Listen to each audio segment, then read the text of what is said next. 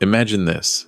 I walk into the real estate brokerage where my son-in-law works, wearing my old flannel jacket and carrying a Tim Hortons cup, and he looks right at me and says, loudly enough for the entire office to hear, "We don't take walk-ins without appointments, especially not from people who clearly can't afford what we sell." He snaps his fingers at the receptionist.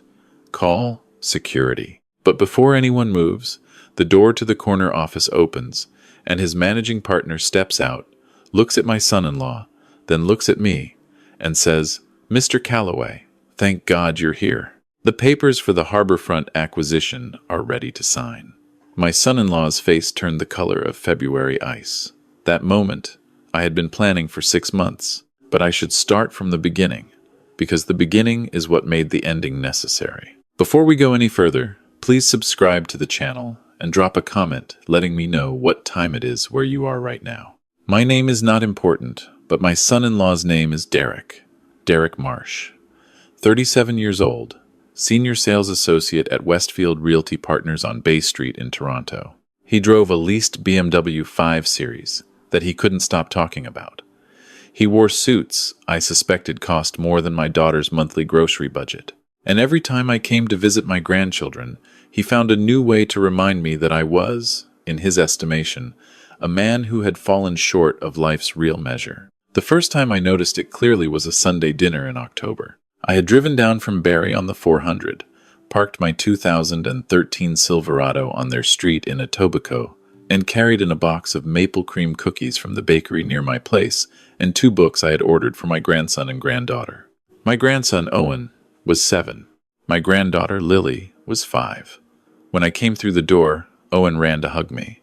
His sneakers, I noticed, had the sole beginning to peel away from the toe. He had worn them to school like that for what looked like weeks. Lily's winter coat was the same one from 2 seasons ago, the cuffs now well above her wrists. Derek met me in the hallway with his hand in his pocket, the other holding a lowball glass of scotch. He glanced at the box in my hands.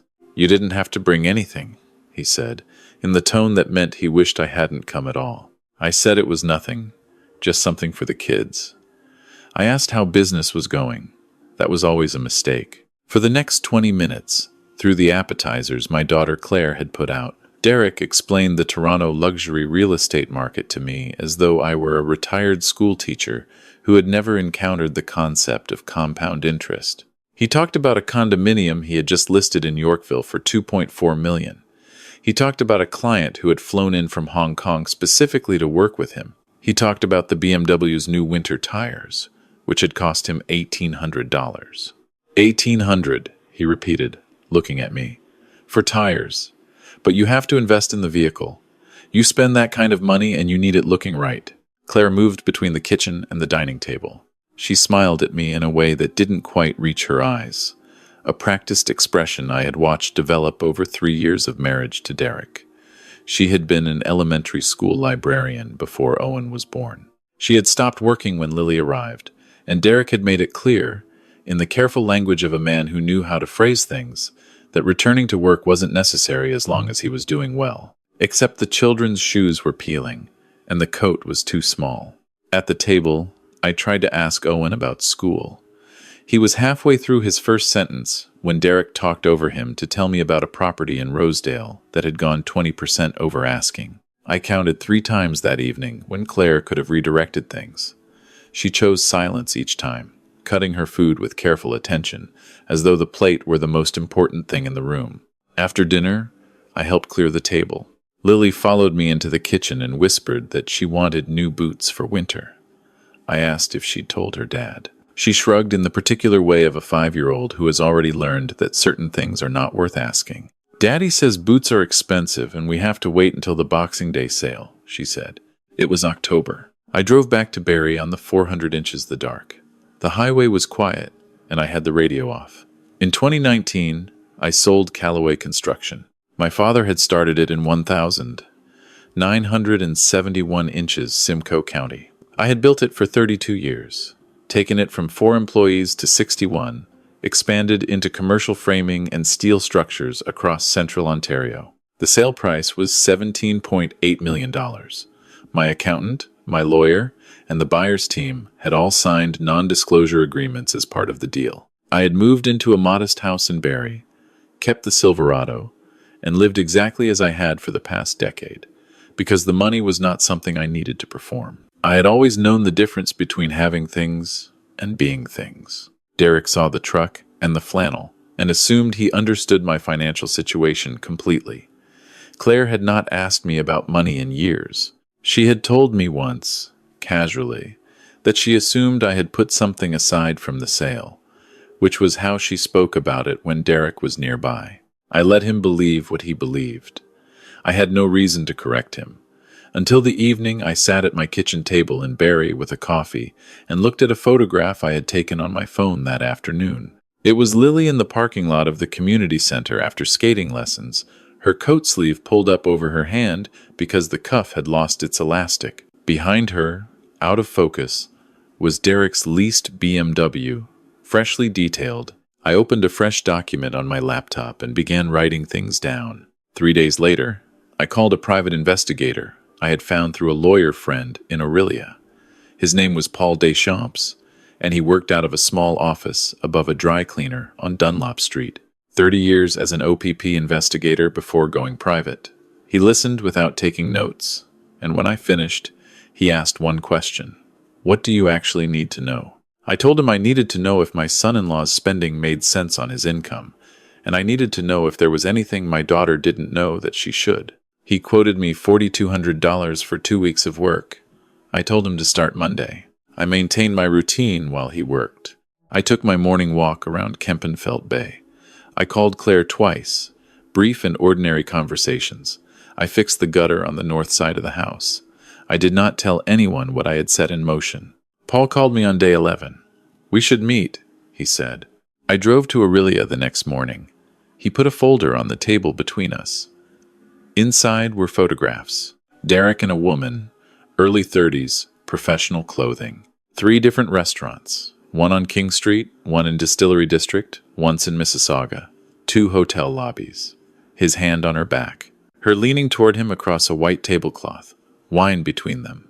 Paul told me her name was Stephanie Rowe. She worked in the mortgage department of a chartered bank on Wellington Street. He estimated the relationship had been ongoing for approximately 7 months. I looked at each photograph and made myself process what I was seeing before I turned to the next one. Financial picture? I said. Paul produced a second set of documents. The BMW lease was costing Derek $1,400 a month. He had a personal line of credit with a balance of $41,000. He had taken out an unsecured loan in his name only for $22,000 8 months ago. His credit cards carried a combined balance of $19,000. The mortgage on the Etobicoke property was manageable on paper, but Derek had missed 2 payments in the past 6 months and caught up each time only by drawing on the line of credit. His base salary at Westfield is $90,000, Paul said. Commission has been inconsistent this year. His average take-home, best estimate, is around $112,000. The debt load he's carrying needs closer to $140,000 to stay sustainable. And the gap is covered how? Paul set down his pen. It isn't. He's been running the credit facilities as revolving debt. He's not in default yet, but the trajectory is clear. 1 bad quarter, 1 missed commission, and the whole structure collapses. I paid him the remaining $2,100 in cash. I thanked him, drove back to Barrie, and sat in my kitchen with the folder on the table and a cup of tea I didn't drink.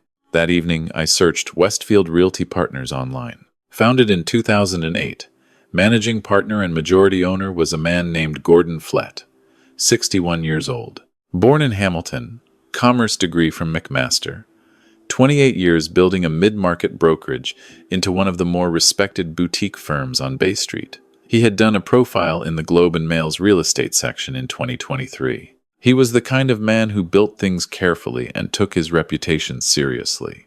And there, in Westfield's commercial listings, was a property on Harborfront that had been on the market for 9 months.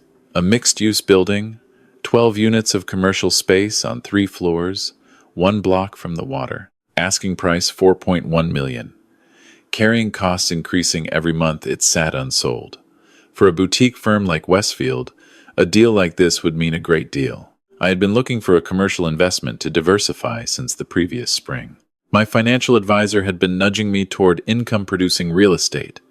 I spent that evening reading the listing documents 3 times.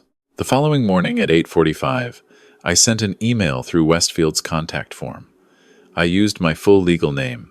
Subject line: Harborfront Commercial Property Private Inquiry. I stated that I was a private investor seeking income-producing commercial real estate in the Toronto waterfront corridor, that I had cash purchase capability, and that I preferred a direct conversation with ownership or senior management. No mention of Derek. No mention of family. A straightforward business inquiry from a man with serious money and no need to perform it. Gordon Flett's assistant responded by 4 that afternoon. Mr. Flett would be pleased to arrange a confidential meeting. Could I come to the Bay Street office Thursday at 2? I confirmed immediately. Then I waited 3 hours before replying. I had spent 40 years in business.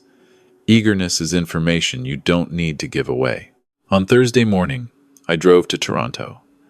I parked in a structure on Adelaide, 3 blocks from Westfield's office. I had dressed deliberately. Clean dark trousers, a plain blue button-down shirt, a Carhartt jacket I'd had for 6 years. Good boots, but working boots. I had my father's watch on my wrist, a Tissot he'd worn every day for 22 years.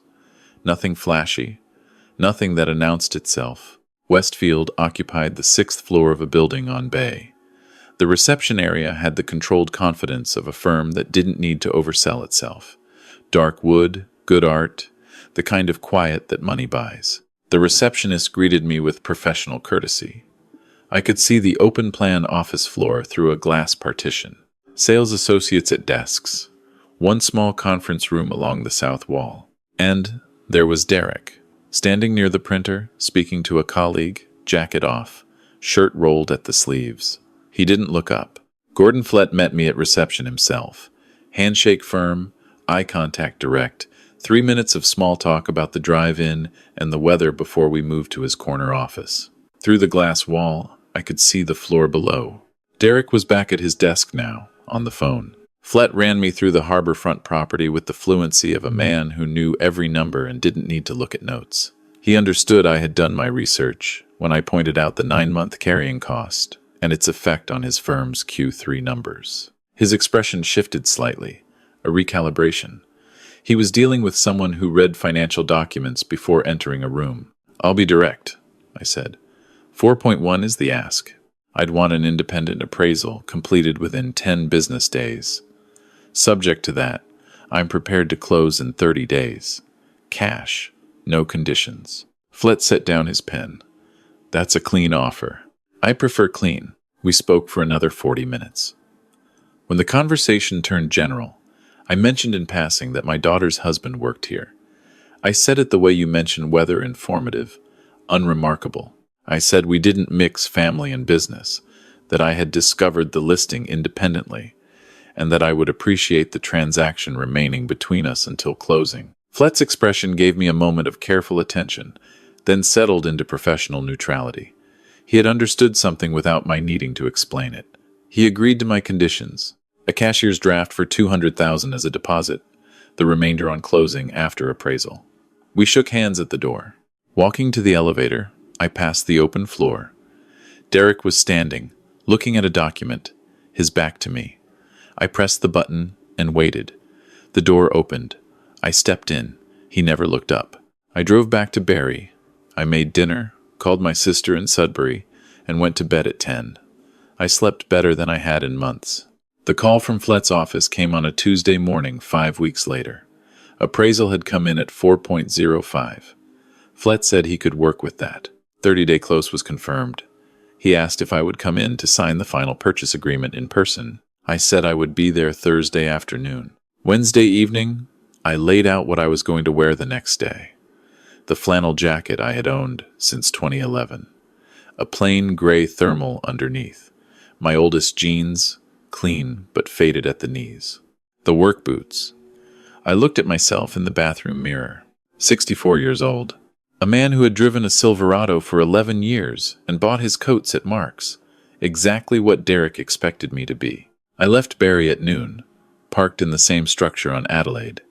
Walked the 3 blocks to Westfield's building, stopped for a coffee at the Tim Hortons on the corner, and carried it through the lobby.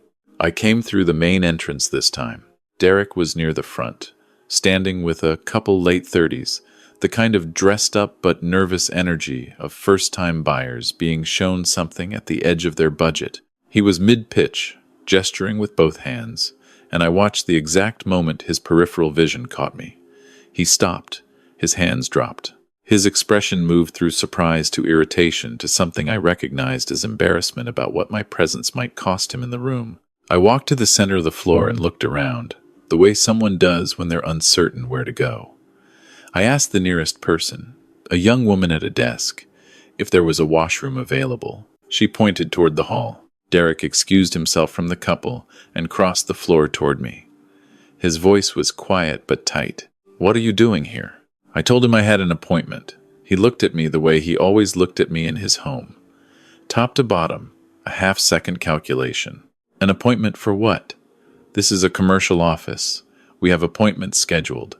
He lowered his voice further. This isn't a walk-in service. These people are serious clients. I said I understood. Do you? His jaw tightened. Do you have any idea what these listings cost? What our clients are working with? This isn't the right place. The young woman at the nearby desk had stopped typing. Derek stepped closer.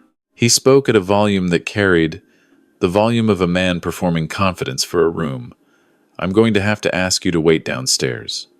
We don't do walk-ins.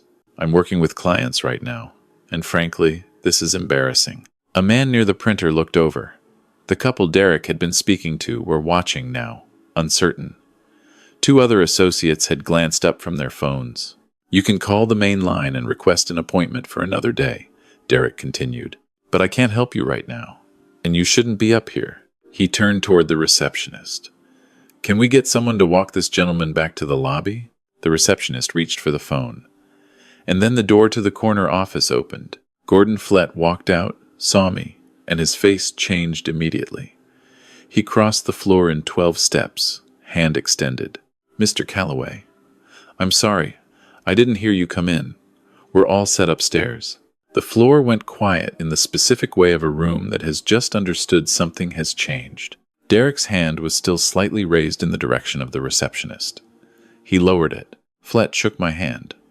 "The purchase agreement is prepared. Title's been reviewed by both solicitors.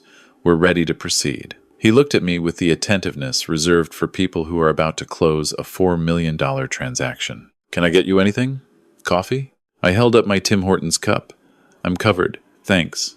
Flett turned, noticed Derek standing 4 feet away, and his expression became very still. "Derek," he said. His voice had lost its warmth entirely. "This is the buyer for the harborfront property, Mr. Calloway." He paused. "I understand you two are acquainted." Derek said nothing. His mouth opened, then closed. He looked at me with an expression I had never seen on him before. It was not anger. It was the look of a man watching the floor he was standing on rearrange itself. Flett continued, his voice even and precise. "A client of this firm was treated the way you treated Mr. Calloway, in front of this floor. I'll need you in my office when we're done." He let one beat of silence fall. "Collect yourself in the meantime." He guided me toward the elevator. Behind us, the floor remained completely still. Derek's couple were exchanging a look. The young woman at the desk had found something very important to read on her screen. We went upstairs. I signed the purchase agreement at Flett's desk. The transaction that would close in 30 days. 4.05 million, cash. The building 1 block from the water that had been sitting in Westfield's inventory for 9 months. While Flett reviewed the final page, he said quietly, "I had a feeling when you mentioned your son-in-law that this wasn't a coincidence." "It was always a legitimate purchase," I said. "I needed a commercial investment. This property suited the criteria." He nodded. "And the timing. The timing was his to determine." Flett signed his copy and handed me mine. For what it's worth, his behavior today would have required a conversation regardless. What happened on that floor is not how this firm treats anyone. I thanked him. We shook hands at the door, and I took the elevator down alone. Derek's desk was empty when I walked through the lobby. His jacket was gone. Through the glass of the small conference room, I could see him sitting, his elbows on his knees, his head down. I carried my Tim Hortons cup through the lobby, through the main door, out onto Bay Street. The afternoon was cold and clear, the kind of February afternoon in Toronto that makes the glass towers look like the sky froze around them. I walked the 3 blocks to the parking structure, found my Silverado on level 2, and sat in the cab for a few minutes, with the engine running and the heat off. I had been patient for 6 months. Patience had built the construction business, year by year, contract by contract, through recessions and bad winters, and 3 partners who left and 2 who stayed. Patience was not passivity. Patience was knowing the difference between the right moment and the easy one. I pulled out of the structure and drove north. Claire called me at 7 that evening. I was making pasta when my phone rang. Dad. Her voice had a quality I hadn't heard in a long time, stripped of its practiced steadiness. Derek came home an hour ago. He said he lost his job. He said you were there. He said you bought a property, a $4 million property from his firm. A pause. Dad. I turned off the stove. I told her I would explain everything in person. I asked if she could meet me tomorrow, without Derek, somewhere we could talk properly. She was quiet for a long moment. The Starbucks on the Queensway, she said. 11 o'clock. She arrived 7 minutes early. I was already there. She sat down without taking off her coat. I put the folder on the table. I told her first about the business sale. The $17.8 million. The NDAs. The reason I had said nothing. I showed her the sale documentation, the current investment summary, the legal confirmation. I watched her face cycle through disbelief and anger and something that looked like grief for a version of reality she had been living in. You've had this for 5 years, she said. I didn't hide it to hurt anyone. I wanted to know who people were without it. She looked at the table. And Derek. I placed the investigator's photographs next to the financial summary. I did not editorialize. I let her see Stephanie Rowe's hand on Derek's arm at the restaurant on King Street. I let her read the debt summary, the $41,000 on the line of credit, the unsecured loan, the 2 missed mortgage payments. She held the mortgage statement for a long time without speaking. He told me we were fine, she said. He said the market was just slow. He told you what kept things manageable. Her hands were steady on the papers, but her voice wasn't. Owen's school trip in September. He said we couldn't afford it. I paid the $85 from my own account, what was left of it. She looked up at me. $85. I didn't say anything. How bad is it going to get? She asked. I told her about the trajectory Paul had outlined. Without Derek's salary, the mortgage would be in default within 60 days. The line of credit was already at its limit. She was a joint account holder on 2 of the 3 credit cards. Her name was not on the personal loan or the unsecured debt he had accumulated for what the investigator's report described diplomatically as entertainment and personal expenses. You need to speak to a family lawyer, I said. Not because I'm pushing you, because you need to understand your position before the financial situation forces decisions that should be yours to make. She looked at the photograph again, at Derek's expression in it, open and engaged in a way she had stopped seeing at her own table. He looked happy, she said. I know. She left without most of the coffee she'd ordered. I sat for another half hour, then drove north. 3 weeks later, Claire met with a family lawyer in Mississauga who specialized in matrimonial law. I had found 3 names, sent them to her, and stepped back. She chose without asking my opinion. She retained the one in Mississauga, a woman named Andrea Thorpe, on her own. Andrea told her that Ontario's equalization rules meant the matrimonial home's net equity would be divided, but that the debt Derek had accumulated in his name alone would remain his. With documentation of the financial discrepancy and the children's circumstances, Claire's position was strong. Derek hired a lawyer in North York, who sent a letter suggesting my involvement in Claire's decision constituted undue influence and requesting a full accounting of any financial assistance I had provided. Andrea responded that Claire was an adult, making informed decisions based on documented evidence, and that my finances were not relevant to the proceedings. I sat in the back of the courtroom at the preliminary hearing in April. Derek was thinner. His suit was the same one from the photograph I'd seen in his desk at Westfield. But it looked different now, slightly too large in the shoulders, the collar sitting away from his neck in the way clothes do when someone has been carrying weight in their body that wasn't there before. His lawyer argued that Claire had been manipulated by her father into filing. The judge, a woman in her late 50s with the expression of someone who had heard this particular argument approximately 400 times, asked Derek's counsel to proceed with submissions relevant to the actual matter. The evidence Andrea presented was documentary and clear. The photographs, the debt analysis, the mortgage arrears, the credit card statements, the RESP withdrawals Derek had made from the children's registered education savings without Claire's knowledge. $11,000 taken in 2 transactions 8 months ago. Derek had not told her about the RESP withdrawals. I watched Claire's face when that document was placed in front of the judge. She had been sitting with careful stillness for 2 hours. She did not cry.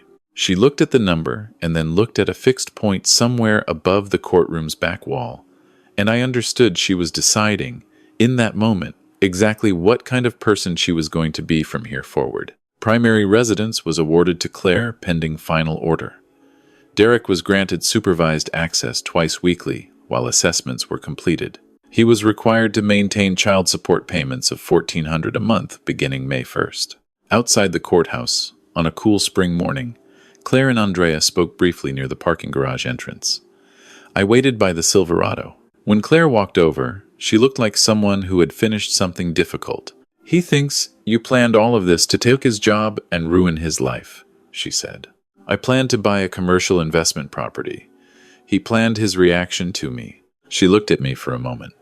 "That's very tidy. It's accurate." She half smiled. It was the most unguarded expression I had seen on her face in 3 years. The following month was quiet. I drove to Etobicoke twice a week to pick up Owen and Lily after school, while Claire worked the part-time position she had taken at a family resource center in Rexdale, $32,000 a year, while she rebuilt her hours and credentials. She had applied on her own, accepted on her own, and told me about it after the fact. I did not comment on the salary. Owen had new sneakers. Both of them had proper winter coats still hanging by the door even as the weather turned. Small details that should have been unremarkable. The way the ordinary things you notice are exactly the things that should never have required noticing. During afternoon homework sessions, Lily asked me once why Derek didn't live at the house anymore. I told her that sometimes adults make choices that change how a family looks, but not how much they are loved. She accepted this with the practical efficiency of a 5-year-old and went back to her worksheet. Owen waited until Lily was in the other room before he asked me something different. "Grandpa, is Dad going to be okay?" I thought about the answer for a moment. "He's going to have to make some hard choices, but that's up to him." Owen nodded. He had the particular seriousness of a 7-year-old who has been absorbing more than anyone intended. "He called last week," he said. He sounded different. Different how? Quieter. I didn't say anything to that. Sometimes the quietest answer is the right one. Claire and I sat at her kitchen table on a Thursday evening in June, the window open to the first real warmth of the season. She had put together a folder of her own, job applications, a course she had registered for online through Humber, a notebook with her own financial projections, laid out in her handwriting. She set it on the table and looked at me. "I need to say something," she said, "and I need you to let me finish." I folded my hands. For a long time, I let Derek's version of you become my version of you. He said you were a man who had scraped by, who made modest choices because modest was all you knew. And I let that settle in, because it was easier than defending you, and because I had stopped believing in my own judgment by then. She paused. I was ashamed of that. I am ashamed of it. I started to say something. "Let me finish." She looked at the folder on the table. "You didn't rescue me by riding in and fixing everything. You showed me what was true, and then you waited. You gave me space to see it myself. That's different. That's actually different." Her voice was steady. "I understand that now." I looked at the notebook with her projections in it. 12 months out, 18 months out. The mortgage manageable on her income plus support by the second year. You built that yourself, I said. With a clean starting point you provided. You chose to start. That's different from me providing anything. She looked at me for a long moment, then picked up her coffee. 2 weeks later, I met with my financial advisor and an estates lawyer in Barrie.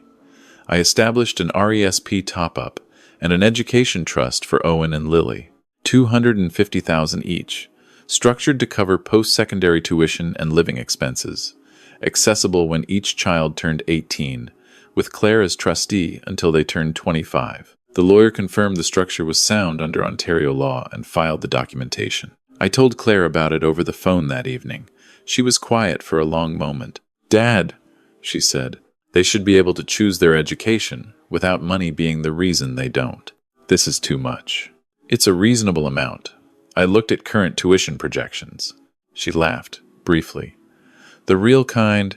Of course you looked at tuition projections." In July, I drove down to Toronto on a Saturday and took Owen and Lily to Ripley's Aquarium downtown, near the waterfront. We spent 2 hours looking at sharks and jellyfish and a tank of fish that Lily decided were all named Margaret. Afterward, we walked along the harbor front in the late afternoon sun, and I stopped in front of the building I had purchased in February, a 3-story mixed-use structure with brick facing and new windows I had arranged to have installed during the renovation phase. Owen looked at it. "Is that your building?" "It is." "Like, you own it?" "I own it." He studied it the way children study things they are genuinely trying to understand. "Can we go in?" I had the key. We went in. The ground floor was vacant, clean, the new flooring recently laid. Our footsteps echoed.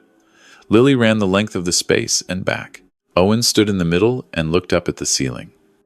"What are you going to put in here?" "I'm thinking about a tenant," I said. "A small business. Someone who needs the space to start something." He thought about this. "Like how Grandpa started the construction company." "Exactly like that." On the drive back to Etobicoke, Lily fell asleep in the back seat. Owen watched the city go by for a while, then looked over at me. "Grandpa," he said. "Dad apologized to Mom. Did you know that?" I had not known that. "She told him it wasn't enough yet," Owen said. "But she told him she heard him." He went back to looking out the window. "I thought you'd want to know." I drove the rest of the way thinking about what it means when something has been broken long enough that repair becomes a different thing altogether from what was there before. Not reconstruction. Something new. Claire was waiting at the front door when we pulled up. She lifted Lily, still half asleep, and Lily put her face against her mother's shoulder. Owen went inside without being asked. Claire looked at me over the top of Lily's head. "Thank you," she said. "Not for the day specifically. For all of it." I told her it was what family did. The real kind. I drove back to Barrie on the 400 as the sun went down behind the escarpment, the lake visible and flat and enormous to the west. The sky doing the things the Ontario sky does in July when there's nothing to interrupt it. The Silverado held the road the way it always had. I was 64 years old. I had built something over a lifetime, sold it at the right moment, and used what remained of my time and attention for the things that could not be reduced to a number. My grandchildren would have options I had needed 30 years to create for myself. My daughter was building a life on her own terms for the first time.